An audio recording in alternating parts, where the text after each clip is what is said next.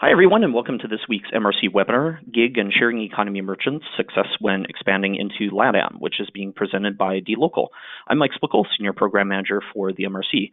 We're glad to have you join us today and really appreciate your time. For those of you who aren't familiar with the Merchant Risk Council, I wanted to provide a quick overview. The MRC is a nonprofit trade association for e-commerce fraud and payment professionals. We were established in 2000 by a group of merchant leaders who shared a goal of optimizing e-commerce payments while enhancing their organization's risk management efforts. In the years since, our organization has expanded considerably. We currently support over 550 member companies in over 30 countries. In addition to webinars like the one today, you can stay on top of current trends in the industry by attending MRC events throughout the year. Registration is open for the MRC's fall member-only U.S. conference, which is in Seattle, Washington, the MRC's hometown. That conference will be October 16th through 18th. We also have a local networking event, what we call a Connects event, in London on November 28th.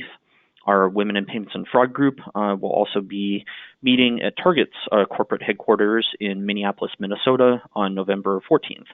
For more information on any of these events, please visit the MRC website, which is Merchant Risk Council, all one word, merchantriskcouncil.org. To see other upcoming webinars and events, or for more information about the benefits available to MRC members, please just visit our website. For those attending today's broadcast, we'd ask that you make use of the questions panel and go to webinar to ask any questions you may have. We'll be discussing those at the end of the webinar today. I will now turn things over to today's presenter. We're very pleased to have Rodrigo Sanchez-Prandi, Vice President of Product at dLocal, presenting today. So Rodrigo, welcome and thanks so much for presenting. Please go ahead. Thank you very much, Mike, for the introduction, and welcome everybody to our webinar regarding gig and sharing economy, key success for expanding into Latin America. Feel free to ask questions through the questions section, and we'll take them over with Mike at the end of the presentation.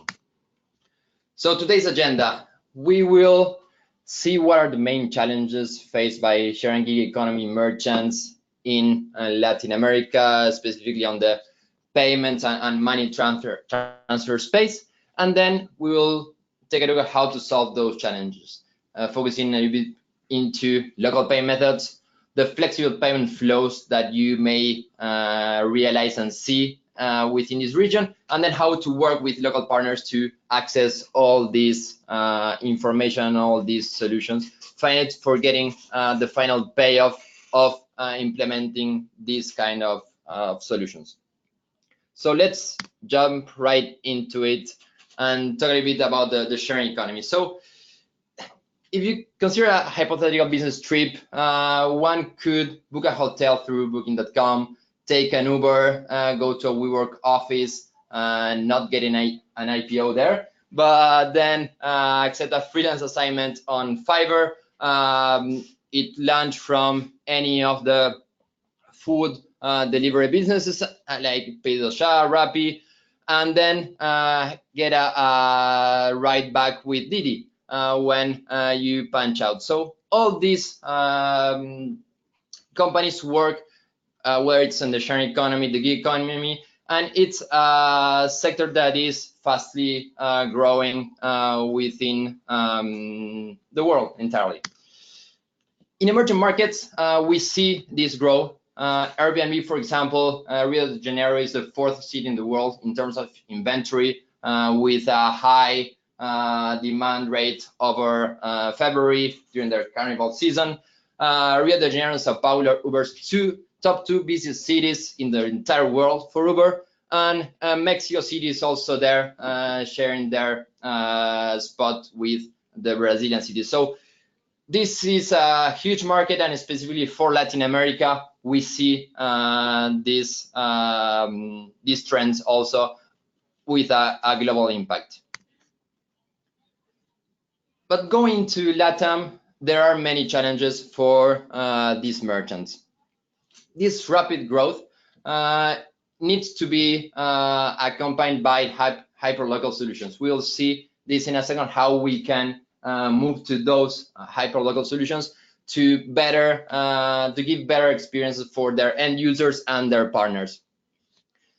the ability to facilitate payments across local geographies, where there are many different payment methods, many different ways of paying, ways of experiencing life across each of the borders. So it's not the same if you are working in Brazil or Peru or Mexico. There are many differences across those countries, so you need to understand those.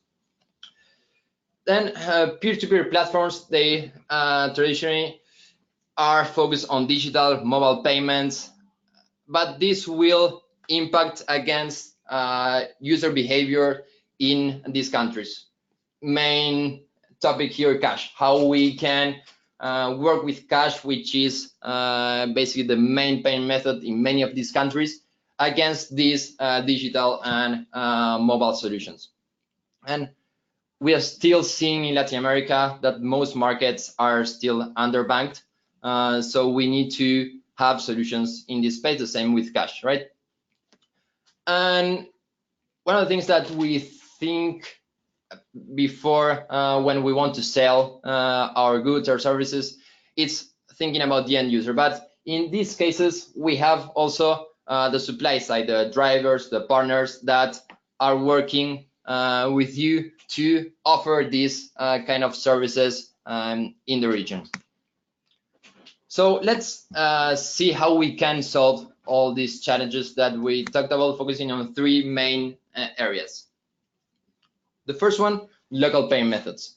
How you can give more options to the users by accepting locally relevant payment methods in each of the countries where you operate.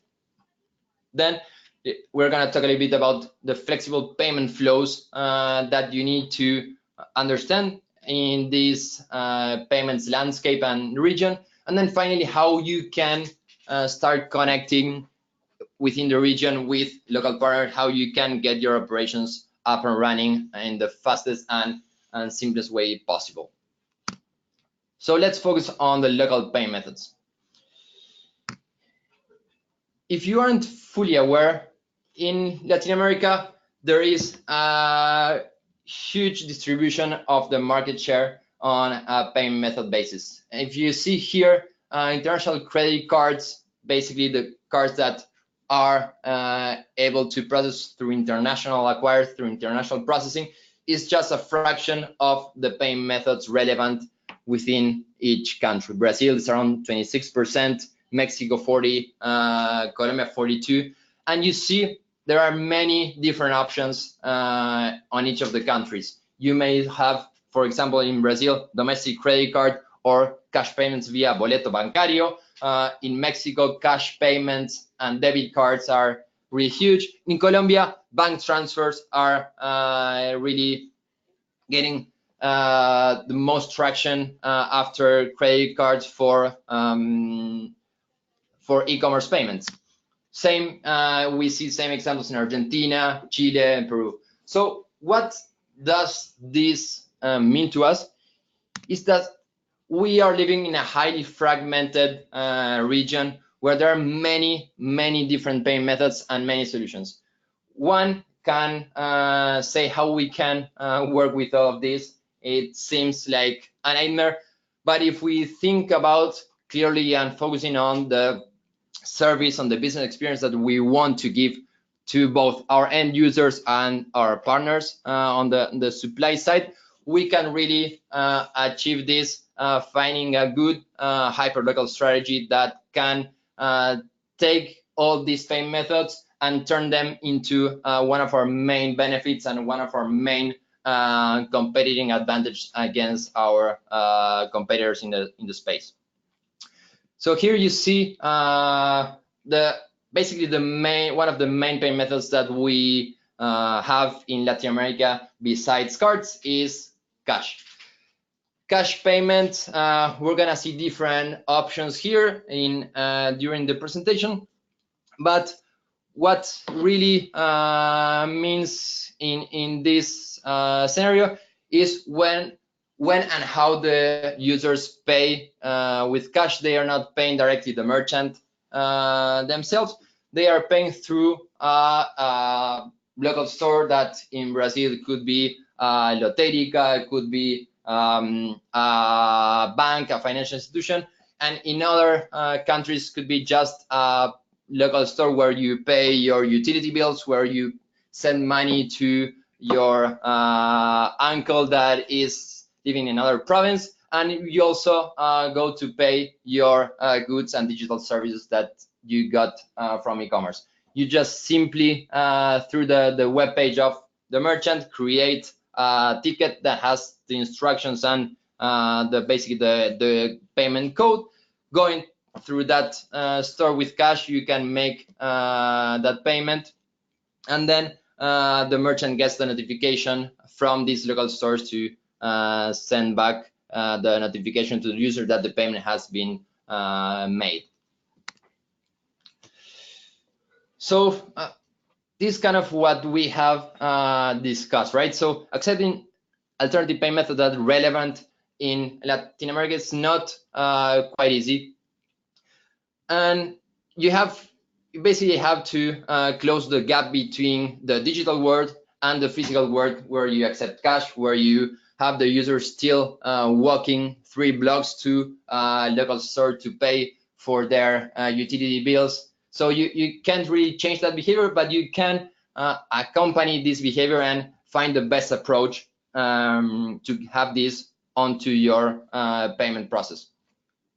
One of the things that you get integrating these payments and integrating with these local players, many times ETAs are somehow not really well projected, so sometimes you can incur into some delays and unforeseen causes that may delay a little bit your project. Negotiations are still heavily influenced by the local cultural code. It's really one way to discuss this with an Argentinian businessman, and with and where if you are in Mexico City also dealing with a new contract with OXXO, for example, you need to take into account all these particularities.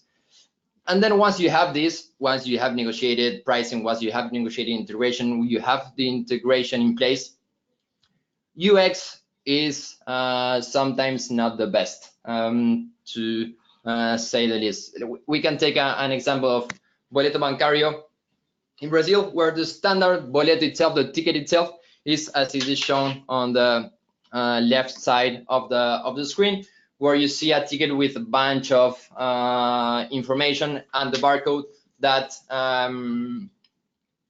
that is used to pay through a local store. Finding a solution that gives a better approach to this UX issue, to give you a solution that can translate all this information on the ticket towards a mobile-friendly version. It's key to start crossing that gap from the physical to the digital world.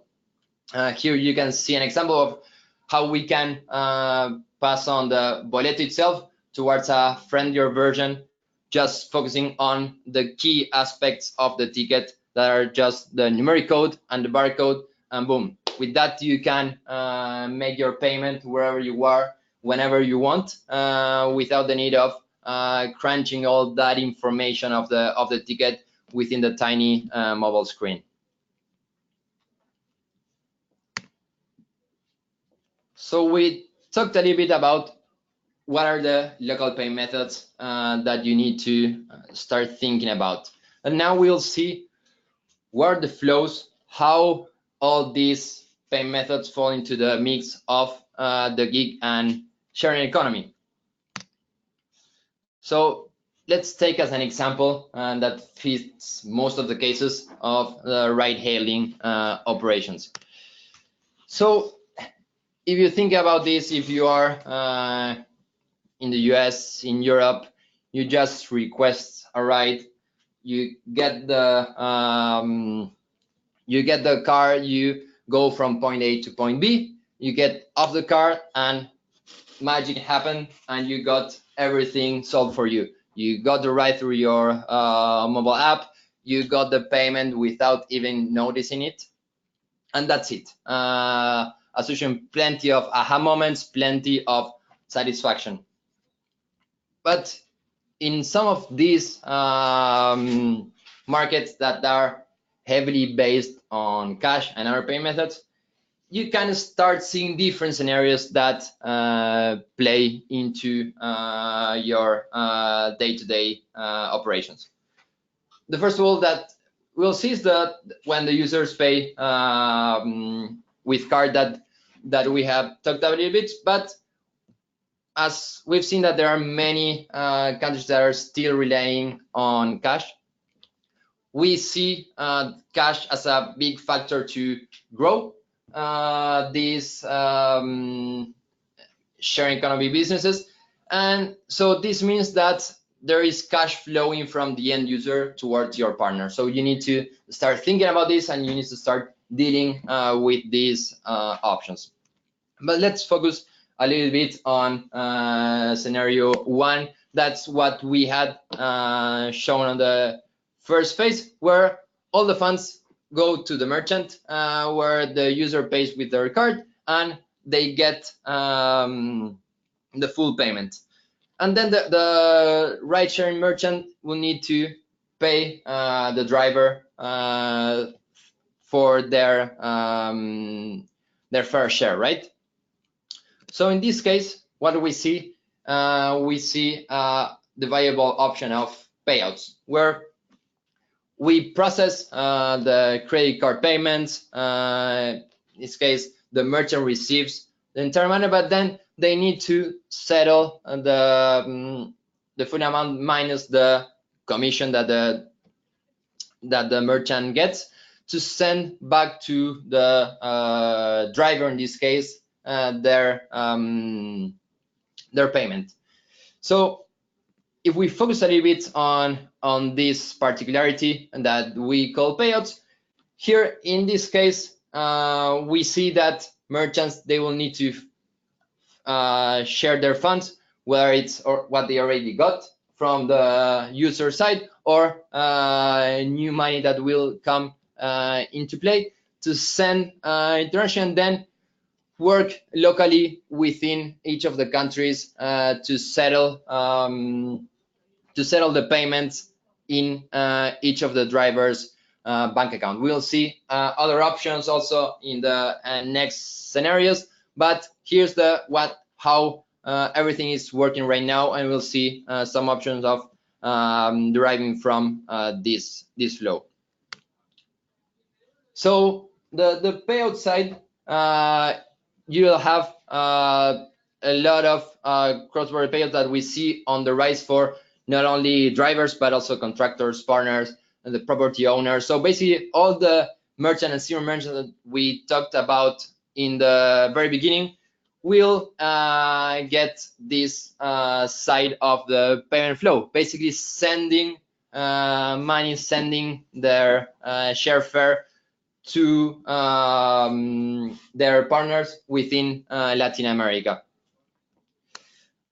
For this, a simple example of how we need to work here, basically getting the main details from your partners there to send them over the payouts that they need to get safely and on a timely manner.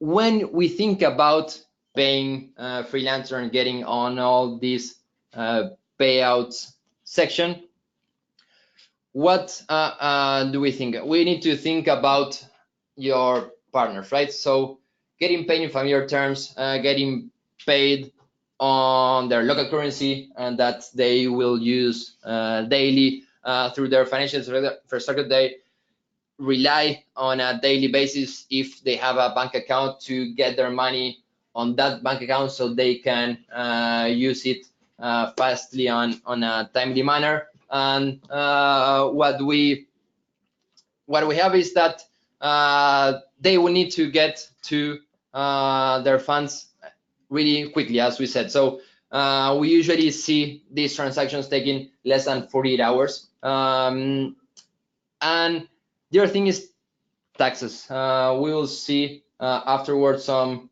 regulation here, but it's something that really wouldn't say annoy, but really takes a toll on the partners to really know how they are complying with their local regulators and how they are working on the safe side with their partners that are usually overseas, whether it's in the US, Europe, or in Asia. So we talked a little bit about end user paying with cards and then sending a payout to the driver. But now let's focus a little bit on the second scenario where the user pays with cash. So in this case, the user pays their 100 reals of the trip to the driver, and then here we have the situation that is the other way around, right? So the driver needs to pay the commission to the drive sharing merchant. So in this case, here we see that there are many options to basically deposit from the driver to the merchant their commission, and in this case it was cash at the beginning, but then it can be paid with any pay method available for the merchant. It can be a card, even still cash, bank transfer, e-wallet. So any pay method that is relevant to the driver, they can just simply use that to convert that cash from the end user towards the commission fee that the merchant needs to receive. So let's focus a little bit on this section. So we see that there are high volumes of cash in Latin America, and this is helping all these services grow, whether it's drive sharing, whether it is food delivery, payments for independent contractors, and so on. We see that using cash is key in this market to get nominal growth that can help you win the market. So in these cases, cash between the end user and your partner is a must. So then you need to convey a way to send this payment. And really, right now it's quite simple. Now that, again, how we can close the gap between the physical world of cash and the digital world of these apps, because it will the solution will be on where it's on the app to easily send the funds right away through a card or through any pay method of the driver's choice towards the merchant. And as we said, it's a solution that it started as a trend within the drive hailing companies, but now it has really expanded towards many other industries within the sharing economy space.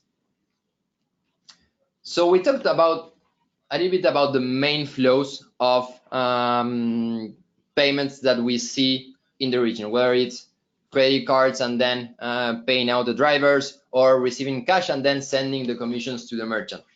But there are new options that start disseminating a little bit more, blurring a little bit more the line between the payment and the payout, and we'll see how this will help also your expansion within the region. So what we are seeing is the trend of using top-up solutions, right? So we have many e-wallets coming along within the space, the same trend that we see in other markets, in other regions. And in these cases, as we are still in a cash region, we see using top-up as the main driver of getting funds within these wallets. So And these wallets could be anything. Could be a wallet itself for payments, everything, but it could be your own app for your services. So just to get a top-up solution where you can get paid in advance to use afterwards within your app. Quick example of OXXO top-up solution in Mexico, where we see that the users simply they visit any OXXO store, and then they ask to top up their account in whatever app they are using. They just the user just receives afterwards an SMS message with their PIN that with a deep link that with instantly they just can get these funds into their app and see the balance go up and start using the app however they want. Other options that we see available then expand the reach a little bit outside the only the digital world is prepaid card solutions, right? So this allows the merchant to manage a closed loop ecosystem. We'll see that in a minute, but basically giving physical and virtual cards expands the reach of your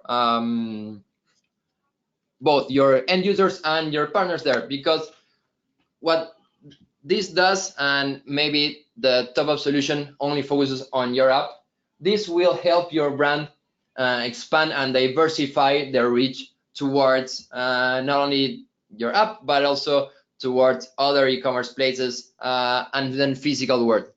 So this can give you not only the optionality of using the prepaid card, of creating payments for your service, but also creating partnerships, looking for ways to partner with complementary services, more vertical services that can give the users a broader reach with just a prepaid card, but also expanding your brand towards physical places and get that connection on a deeper level. And why do we see this as a closed loop solution? Because it can be used both ways, from the end user to use the prepaid card to pay for their rideshare. They just top up the prepaid card and they can use it whenever they want. And then also giving the option to the driver, to their partner, to also receive the funds within this prepaid card. We talked a little bit about payments for payouts through bank transfers. In this case, we see that there is a viable option to use these prepaid cards and receive those instantly. The driver or your partner doesn't need to wait for 48 hours. This can be done instantly. We have better reach to drivers, and they can start using the payment, their balance on their prepaid card instantly. They don't need to wait for any other action. And again, having this plus the partnerships beyond your service scope will give also benefits for your partners and assuring a better connection and a deeper engagement in both ways, drivers and partners and your end users.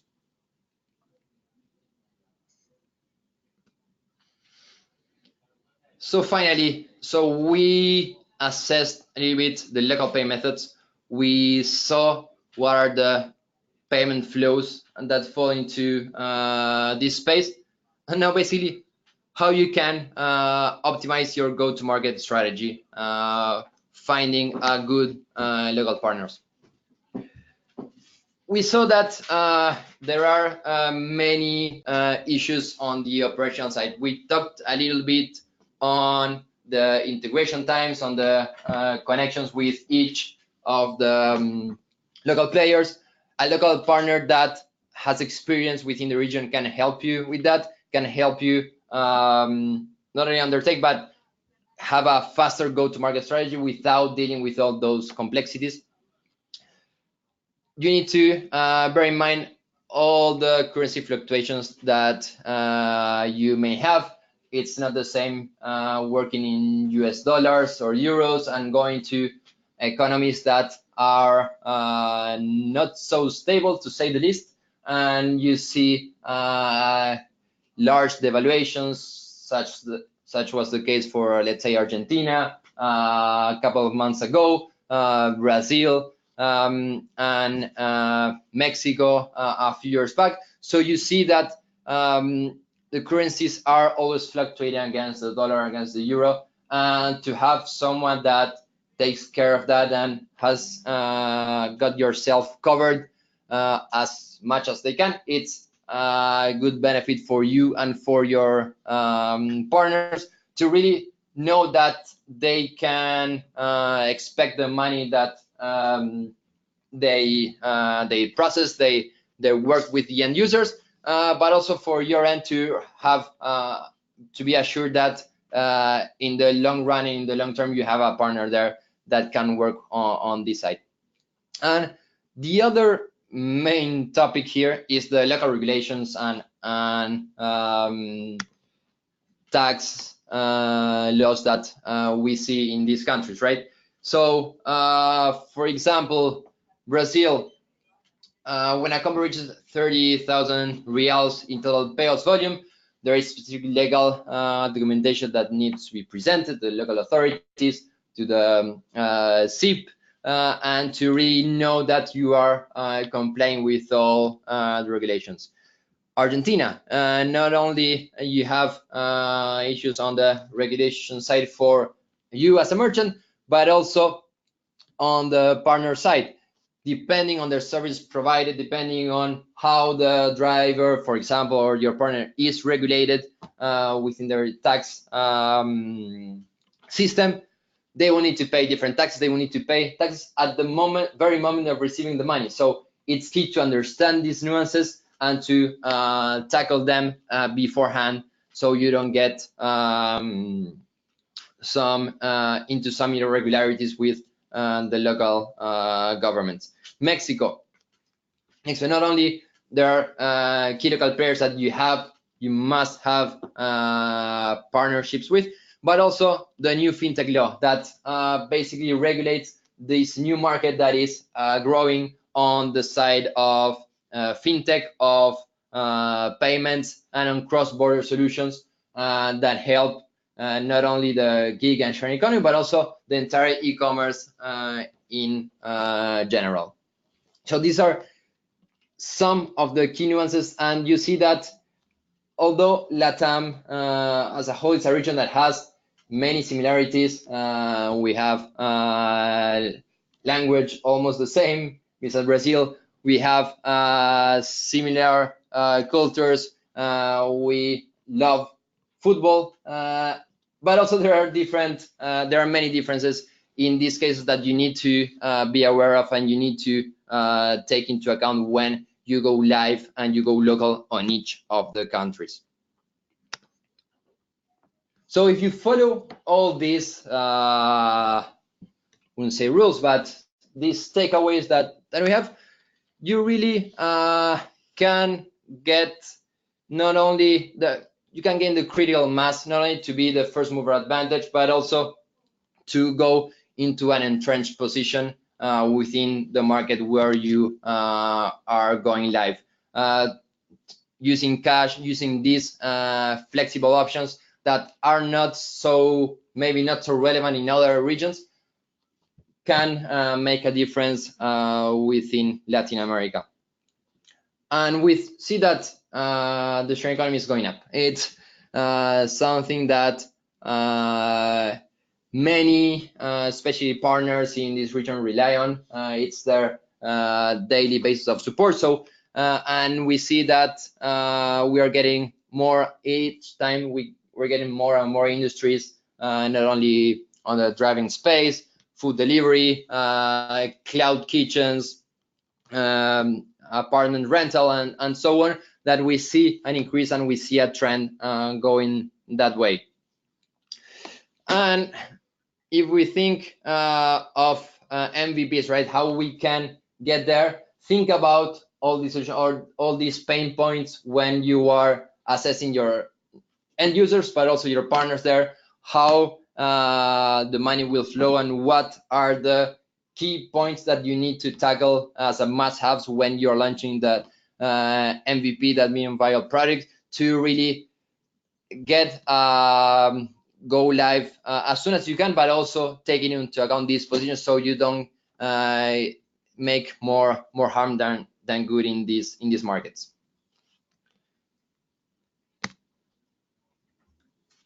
So what do we see as a final takeaway? Is that peer-to-peer platforms that overlook local preference in targeting emerging markets will struggle to build critical mass. So let's turn this message into a positive one. So if you take this as a key criteria, and you take into account all the local preference, you will have more chances of building critical mass and succeeding on this region. Thank you very much for your time. We ran a little bit on some of the topics, but I'll gladly take some questions if you have them. All right. Thanks so much, Rodrigo, for presenting. That was really interesting. I think it's a very timely topic, and LATAM is definitely a market that a number of merchants, if they aren't already in, are certainly looking at exploring getting into. So we did receive a few questions. I think let's go ahead and get right to those. Those on the webinar today, just go ahead and use the questions panel and go to webinar. We'll take as many as we can in the time that we have remaining. One topic that seems to be on a lot of people's minds these days is regulations, certainly with GDPR and PSD2 in Europe, new regulations happening in California and elsewhere. So one question on regulations, and that is, are sharing economies operating in LATAM facing any sort of regulations? If so, if you could talk a little bit about that. Yes, so it will highly depend on the country where they are operating. We see Mexico, Brazil taking their first, as kind of being the first movers in this space. Brazil, basically on the payment space for this economy, they need to oversee all transactions. So all transactions need to go through the local regulators as an official manner, just to be aware. And then this will fall into not only the payment side, but also how these economies will regulate. So we see, for example, Airbnb having specific deals with some states in Brazil, with the government of Uruguay, going through not only the tax regulations, but also how they will compete in this market. How are they going to use the users' information that they get from the local users and getting that information towards Europe? If they do this, it will fall into the GDPR regulation. So you need to basically take regulations from both sides of the world, working from a European or an American company, getting all the regulations to date within those countries, but also focusing on the regulations that you have for each local user on each of the countries. So it's something that at first it was kind of the Wild West 3-4 years back, and now governments are putting more regulations into place, so everything needs to be better dissected and thought on. Okay, great, thank you. Our next question, you talked a bit about models. Could e-wallets work for the models that you had presented or talked about earlier? Yeah, sure. So we believe that we are still waiting for some e-wallets that are taking the market. In Latin America, we are seeing some growth in Argentina, in Brazil, through Brazil specifically through QR codes, in Argentina also. So I think that you need, when you have a go-to-market strategy within the region, you need to be payment method agnostic, and you need to search for the best payment method that makes sense for your users. Whether it's a wallet, whether it's cash, whether it's cards, you can simply use them and add them to your payment system, but try to find the most relevant ones. I wouldn't say, okay, let's use Venmo, to give you an example, or Apple Pay, that are more focused on the US, in Europe, and they still don't have enough traction in this region to solve the payment problem for the end users. Okay, thanks. Let's go ahead and shift gears a little bit and talk a little bit about integration. So with the payment methods that you had talked about, talk to us a little bit about what merchants need to go ahead and do to integrate with each of those. Yeah, so I would say, of course, the best approach is to work with a local partner that can give you access within all the markets with a simple integration. That's basically our bread and butter at the local, but it's something that really takes a lot of pain points out of your system, and you can focus on the payment experience and on your partners and end users. In that sense, I would say that having a partner that focuses on both on the integration with the relevant pay methods and the complexities of regulation of local operations and everything can give you a really great advantage, rather than going and building pay method by pay method the solution yourself.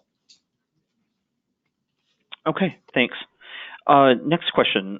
So based on some of the fiat currency challenges we're seeing in LATAM, namely Argentina, what in your opinion is the appetite for gig economy workers to be paid using digital currencies? So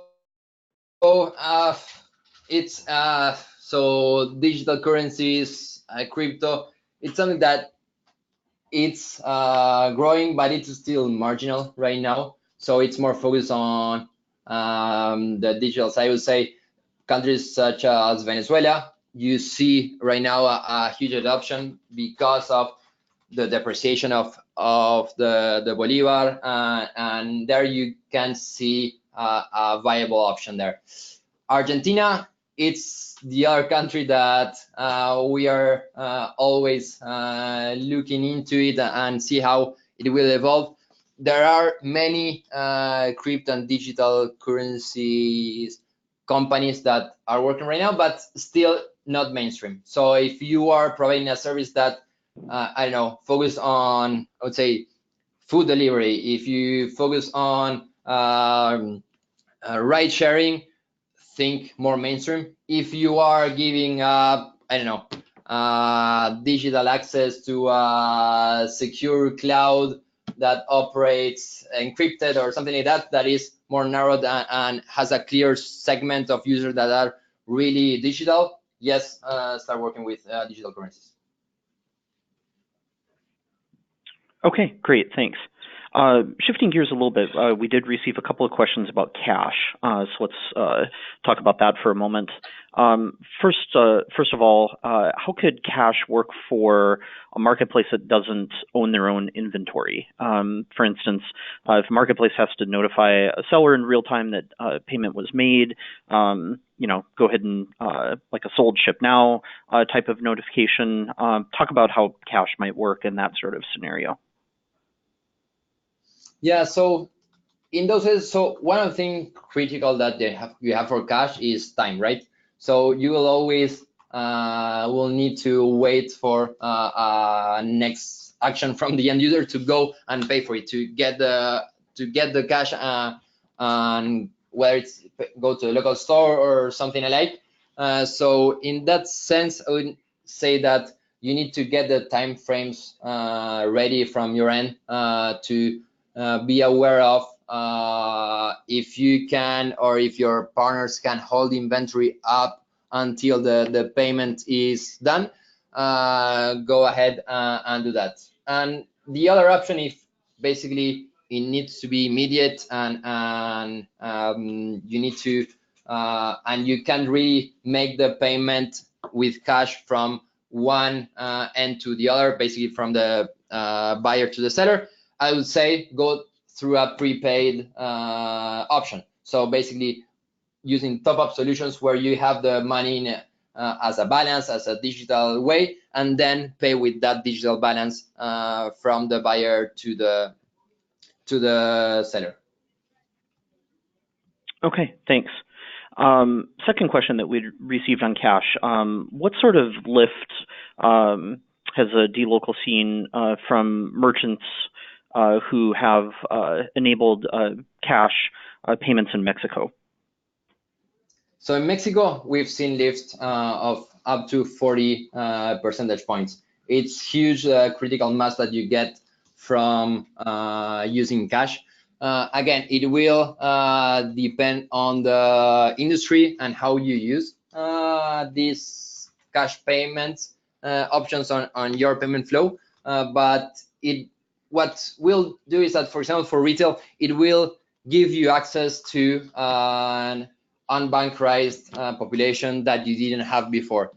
For subscription payments, if you give a prepaid solution for the user to pay 1, 2, 3 months in advance, you will see attraction there from a user that didn't have a credit card to paying to making monthly payments. So there is an opportunity there. I would say Mexico, Brazil, Argentina, and Peru are kind of the main options for cash payments. Colombia, Chile, Uruguay are a little bit more digitalized, I would say. So basically you can work more with cards and bank transfers, especially Chile and Colombia, more with bank transfers. But you will see that lift, but you need to go case by case on seeing really what's your industry and how you can have the best performance out of the cash payments. Okay, great, thanks. One last question that we had received. So freelance marketplaces are becoming more and more common, enabling people to work from home, work different hours and things like that. Talk to us a little bit about what sorts of options or solutions are available for those types of merchants who would like to go ahead and get into LATAM.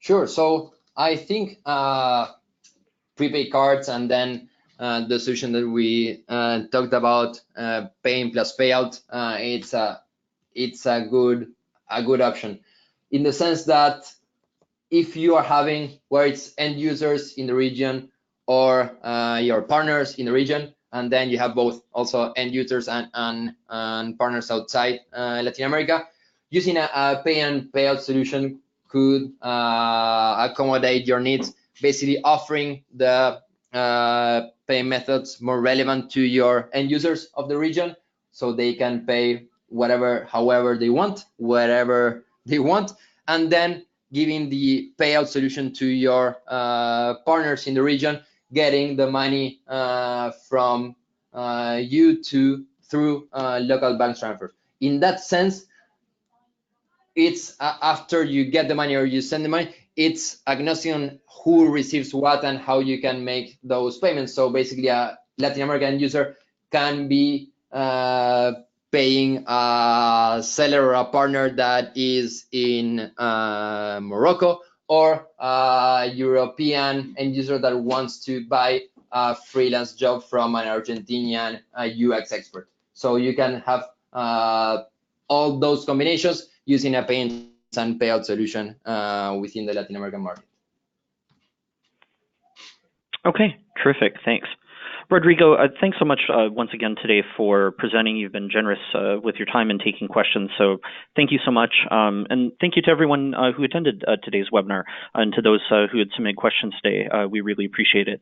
We'll have a recording of today's webinar along with the slides available for MRC members within the Resource Center on our website by the end of the day on Friday. Rodrigo, any closing words at all before we wrap things up? and the region is booming. So yeah, we are expecting more movements here, and I'm really excited to discuss these topics whenever they come. Thank you very much for your time, everybody. Sure. Sounds good. All right. Thanks again, Rodrigo, and to dLocal for presenting today. As mentioned, we'll have the slides and recording for today's webinar available for MRC members. Have a great rest of the day. Please check out the MRC website, merchantriskcouncil.org, for other webinars and events coming up. So thanks again. Have a great rest of the week. Bye, everyone.